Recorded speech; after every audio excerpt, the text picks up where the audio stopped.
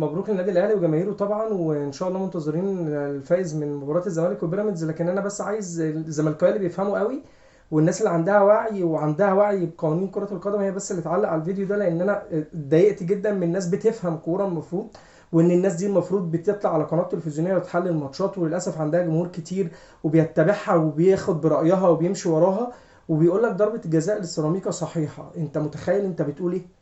انت راجل يعني فيها شك، او الكرة فيها شك للناس اللي مش فاهمه قوانين كرة القدم، للناس المتفرجة بس، المشاهد كرة القدم بس. ده اللي عنده حق يشك فيها وياخد ان الموضوع فيه ظلم السيراميكا او الاهلي بيتجامل. لكن انت راجل بتفهم كوره وفاهم كويس قوي قوانين كرة القدم وملم بيها، فانك تطلع تقول ان الكرة ضربة جزاء، كرة خبطة في رجل اللاعب الاول، يا بيه اللي بتفهم وبتطلع تحلل في قنوات والناس كتير بتسمعك، الكرة خبطة في رجل اللاعب الأول بعد كده جت في إيد اللاعب، وضع التشريح الجسمي اللاعب ما يقدرش يحرك إيده بشكل أسرع من كده لضيق المسافة. ده قانون كرة القدم، لو حضرتك مش عارفه فحضرتك تقدر تراجع وتسأل أصغر حكم بيحكم درجة رابعة، مع احترامي الكامل لكل الحكام، هيقول لك الكرة ما فيهاش أي ضربة جزاء.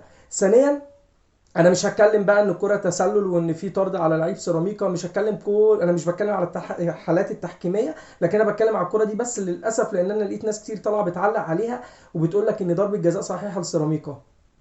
اهدى، احنا مستنيينك فوق في النهائي، تخطى بس بيراميدز وتعالى ونشوف بقى انت هتلعب كوره ولا هتستند وتعتمد على الاخطاء التحكيميه.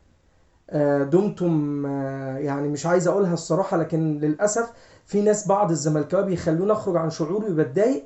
لكن انا هقول لك كلمتين: افهم كوره الاول واطلع اتكلم، عشان انت للاسف في ناس كتير قوي بتشجعك وبتساندك وعندك جماهير كتير. كلامي مش على حد بعينه، لا، انا للاسف لقيت ناس كتير قوي زملكاويه.